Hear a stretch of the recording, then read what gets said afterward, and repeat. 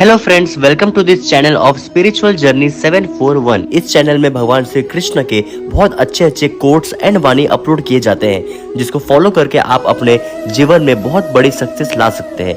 सो इस चैनल को सब्सक्राइब कीजिए एंड लाइक शेयर कीजिए। जय श्री कृष्ण।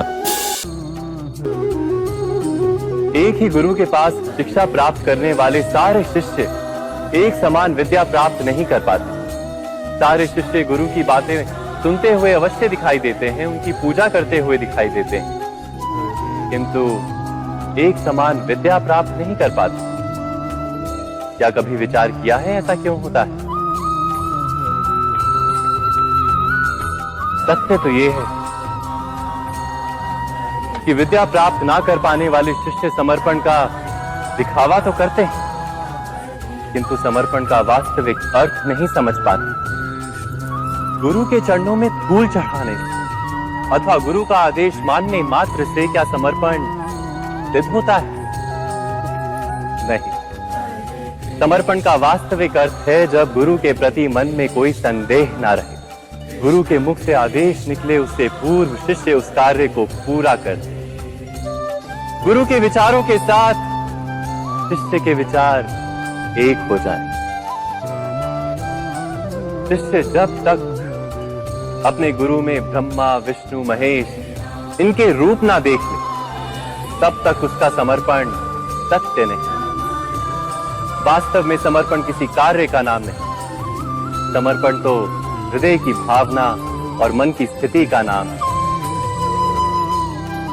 अर्थात हमारे अज्ञान में क्या दोष केवल हमारे मन का नहीं?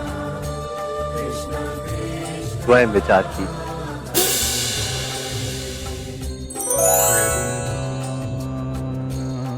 ज्ञान प्राप्ति सदा ही समर्पण से होती है, यह हम सब जानते हैं, किंतु समर्पण का वास्तविक महत्व क्या है? क्या हमने कभी विचार किया? मनुष्य का मन सदा ही ज्ञान प्राप्ति में विभिन्न बाधाओं को उत्पन्न करता है।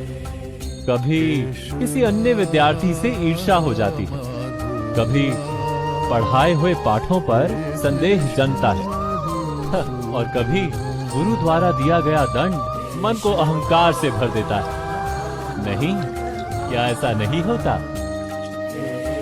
न जाने कैसे कैसे विचार मन को भटकाते हैं, और मन की इसी अयोग्य स्थिति के कारण हम ज्ञान प्राप्त नहीं कर पाते। मन की योग्य स्थिति केवल समर्पण से निर्मित होती है। समर्पण मनुष्य के अहंकार का नाश करता है, ईर्ष्या, महत्वाकांक्षा आदि भावनाओं को दूर कर हृदय को शांत करता है और मन को एकाग्र करता है। वास्तव में ईश्वर की सृष्टि में ना ज्ञान की मर्यादा है, ना ज्ञानियों की। गुरु दत्तात्रेय ने तो गाय और श्वान से भी ज्ञान प्राप्त कर लिया था। अर्थात विषय ब्रह्म ज्ञान का हो या जीवन के ज्ञान का या गुरुकुल में प्राप्त होने वाले ज्ञान का, उसकी प्राप्ति के लिए गुरु से अधिक महत्व है उस गुरु के प्रति हमारा समर्पण।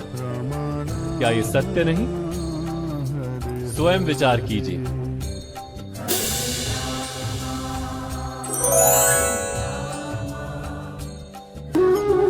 श्रेष्ठता का क्या अर्थ है? श्रेष्ठता का अर्थ है दूसरों से अधिक ज्ञान प्राप्त करना। अर्थात मूल्य इस बात का नहीं कि स्वयं कितना ज्ञान प्राप्त किया, मूल्य इस बात का है कि प्राप्त किया हुआ ज्ञान अन्य लोगों से कितना अधिक है।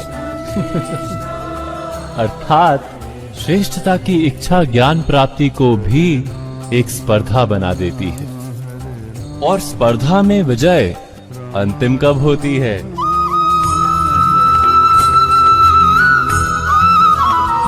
कुछ समय के लिए तो श्रेष्ठ बना जा सकता है, किंतु सदा के लिए कोई श्रेष्ठ नहीं रह पाता। फिर वही असंतोष, पीड़ा और संघर्ष जन्म लेता है। किंतु श्रेष्ठ बनने के बदले यदि उत्तम बनने का प्रयत्न करें तो क्या होगा? उत्तम का अर्थ है कि जितना प्राप्त करने योग्य है वो सब प्राप्त करना, किसी से अधिक पाने की इच्छा से नहीं, मात्र आत्मा की तृप्ति हेतु कुछ प्राप्त करना। उत्तम के मार्ग पर किसी अन्य से स्पर्धा नहीं होती, स्वयं अपने आप से स्पर्धा होती है। अर्थात उत्तम बनने का प्रयत्न करने वाले को देर अबेर सारा ज्ञान प्राप्त हो जाता है। बिना प्रयत्न के ही वो श्रेष्ठ बन जाता है। किंतु जो श्रेष्ठ बनने का प्रयत्न करता है वो श्रेष्ठ बने या ना बने, उत्तम कभी नहीं बन पाता।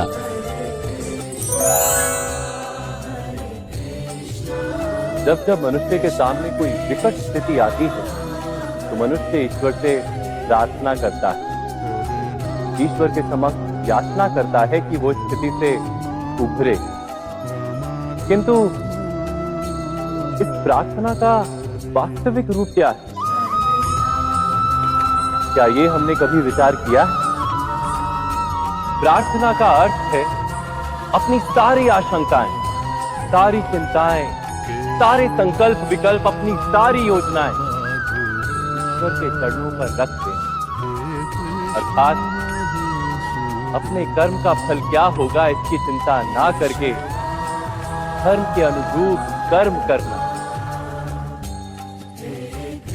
ईश्वर की योजना को अपनी नियति मान, यही प्रार्थना है ना। किंतु ईश्वर की योजना को समझ पाना क्या संभव है? वो योजना तो हमारे कार्यों के परिणाम के रूप में प्रकट होती है सदा ही। किंतु यदि कोई कर्मों का ही त्याग कर दे, क्या वो प्रार्थना है? वास्तव में कर्म ही जीवन और फल के प्रति मोह ना रखना ही सच्ची प्रार्थना। जो प्रार्थना कर्म में बाधा बन जाए, मनुष्य को कार्य ही ना करने दे, वो प्रार्थना है या पराजय? स्वयं विचार कीजिए।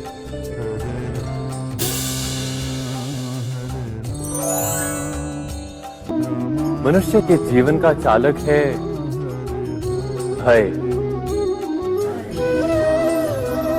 मनुष्य सदा ही भय का कारण ढूंढ लेता है। जीवन में जिन मार्गों का हम चुनाव करते हैं, वो चुनाव भी हम भय के कारण ही लेते हैं। किंतु क्या ये भय वास्तविक होता है? विचार कीजिए।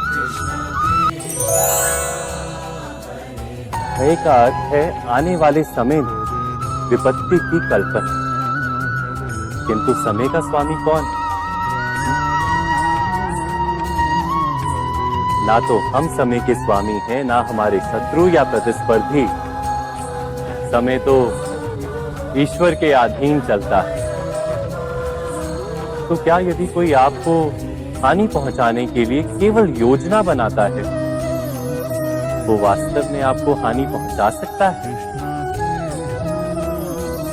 नहीं। किंतु भय से भरा हुआ हृदय हमें अधिक हानि पहुंचाता है। क्या ये सत्य नहीं?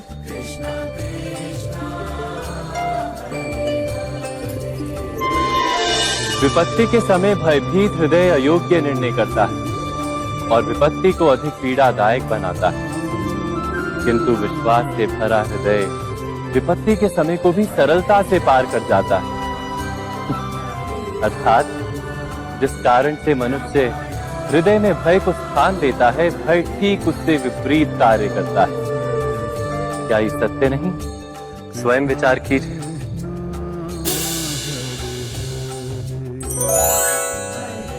जीवन में आने वाले संघर्षों के लिए जब मनुष्य स्वयं को योग्य नहीं मानता, जब उसे अपने ही बल पर विश्वास नहीं रहता, तब वो सद्गुणों को त्याग कर दुर्गुणों को अपनाता है। वस्तुतः मनुष्य के जीवन में दुर्जनता जन्म ही तब लेती है जब उसके अंतर में आत्मविश्वास नहीं होता। आत्मविश्वास ही अच्छाई को धारण करता है। ये आत्मविश्वास है क्या?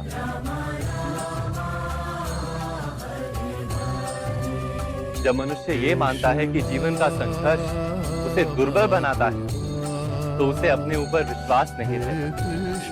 वो वो संघर्ष के पार जाने के बदले संघर्ष से छूटने के उपाय ढूंढने लगता है। किंतु जब वो ये समझता है कि ये संघर्ष उसे अधिक शक्तिशाली बनाते, ठीक जैसे व्यायाम करने से देह की शक्ति बढ़ती, तो प्रत्येक संघर्ष के साथ उसका उत्साह बढ़ता है।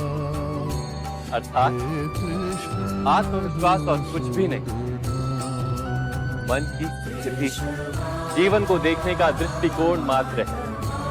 और जीवन का दृष्टिकोण तो मनुष्य के अपने वश में होता है। स्वयं विचार कीजिए।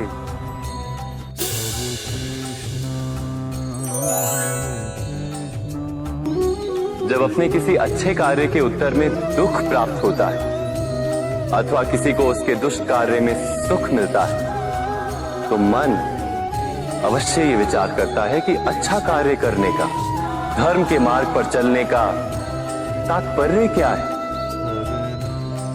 पर दुष्ट आत्मा को क्या प्राप्त होता है ये भी देखिए। दुष्टता करने वाला हृदय सदा चंचल रहता है, अकुलाता रहता है। मन में सदा नए नए संघर्ष उत्पन्न होते हैं। अविश्वास उसे जीवन भर दौड़ाता है। क्या ये सुख? जबकि धर्म पे चलने वाले, अच्छा कार्य करने वाले, सत् चरित्र व्यक्ति का हृदय शांत रहता है। परिस्थितियां उसके जीवन के सुख में बाधा नहीं बनती। समाज में सम्मान और मन में संतोष रहता है सदा। अर्थात अच्छा बर्ताव भविष्य में किसी सुख का मार्ग नहीं, अच्छा बर्ताव स्वयं सुख, अथवा बुरा बर्ताव भविष्य में किसी दुख का मार्ग नहीं। अधर्म उसी क्षण दुख उत्पन्न करता है। धर्म से सुख नहीं, धर्म स्वयं सुख।